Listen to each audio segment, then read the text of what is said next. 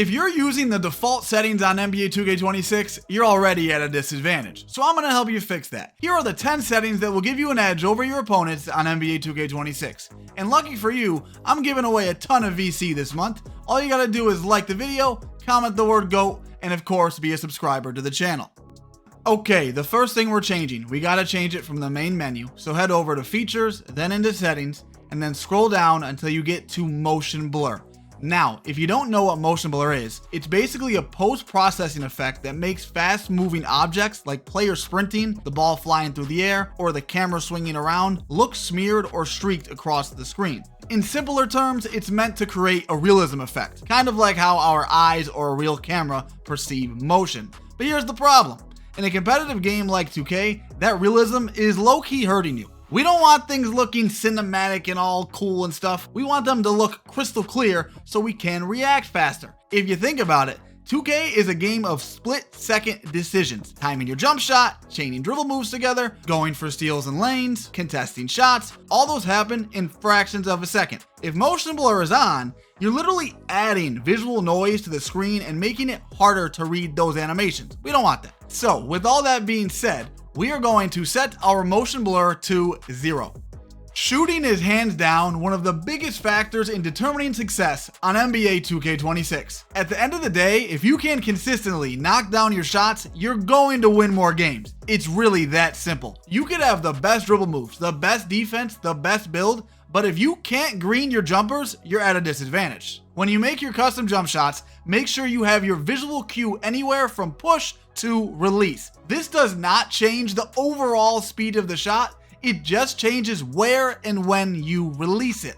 I personally recommend going closer to release. It just seems logically better to give your brain more time to visually process the information on when to release it. Why would you want to play on something like set point or jump and be so locked in and precise with your reaction time? It just doesn't make sense. By shifting your cue toward release, you're giving yourself the clearest possible signal of when to let go, and that alone can boost your consistency a lot. Remember, like we said, 2K is a game of split-second reads, and anything that gives you more clarity and time to react is an advantage.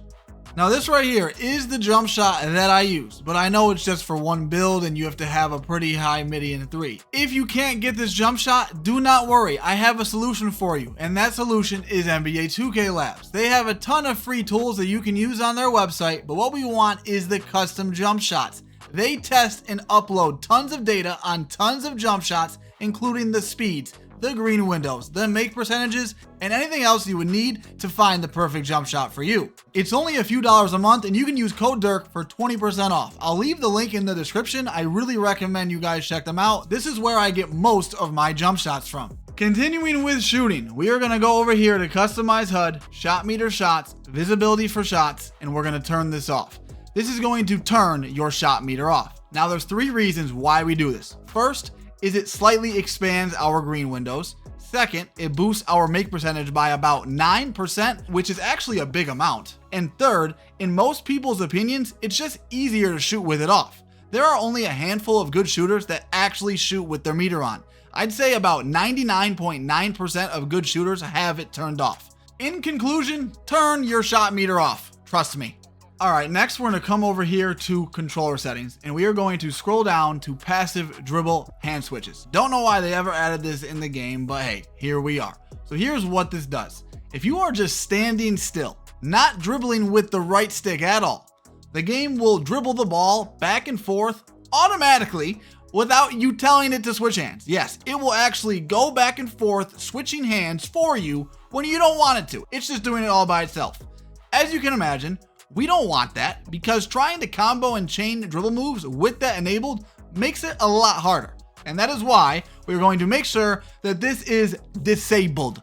Let's scroll down here to auto lob to moving receiver. This essentially does what it says. The game will automatically throw a lob pass if it thinks it should. Not alley-oops, lob passes, which are much slower passes. There's only a few situations where you even want to throw these, and with this feature on, it just throws them way too much and in situations where they should not be thrown. So we are going to want this disabled. There are absolutely zero elite players that have this feature enabled. Disable it Alright, next we're going to scroll down here to box out assist strength. I did some research and talked to some of the best rebounders on the game, and this is how it works. The higher you have this raised, the more the game will help you attach to your defender when boxing out.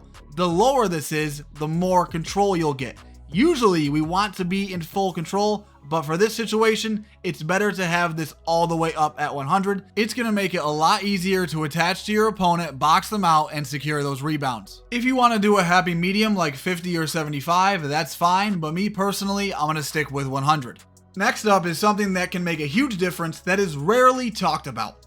Please, please, please, do not play on Wi-Fi. Wi-Fi is higher latency, random lag spikes, and packet loss, all of which can throw off your timing on 2K. Playing wired with an Ethernet cable gives you lower latency, a stable connection, and way more consistent gameplay. That's why every Elite 2K player is wired. It's a simple change that instantly makes the game feel smoother and more responsive. As you continue unlocking more takeovers, you'll eventually gain access to something called takeover presets. These are really important because they let you customize multiple takeover loadouts ahead of time, and then right before the game starts, you can pick which one you want to run with. This is huge because instead of being stuck with the same takeover every game, you can quickly adjust based on who you're going up against. It basically gives you flexibility to tailor your takeover to the matchup and put yourself in the best position to win.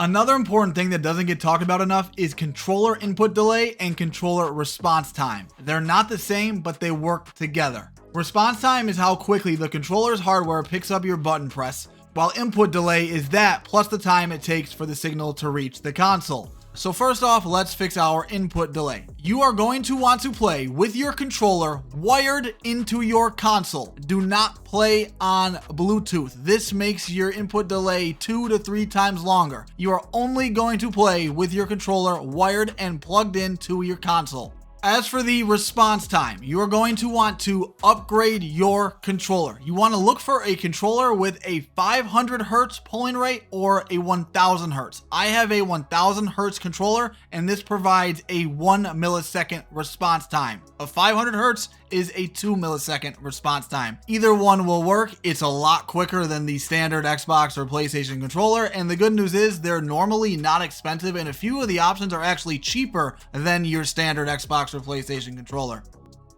Let's go back to controller settings. We're going to scroll all the way down to vibration, and you're going to want to turn this off. This will make it much easier to dribble and combo. And if you want to be better at dribbling and comboing, check out that video right there. I hope this video helped you guys out. Drop a like if it did. Subscribe if you're new. I'd really appreciate it. I'm trying to hit 275k subs by Christmas. Hope you guys have a good day. Go out.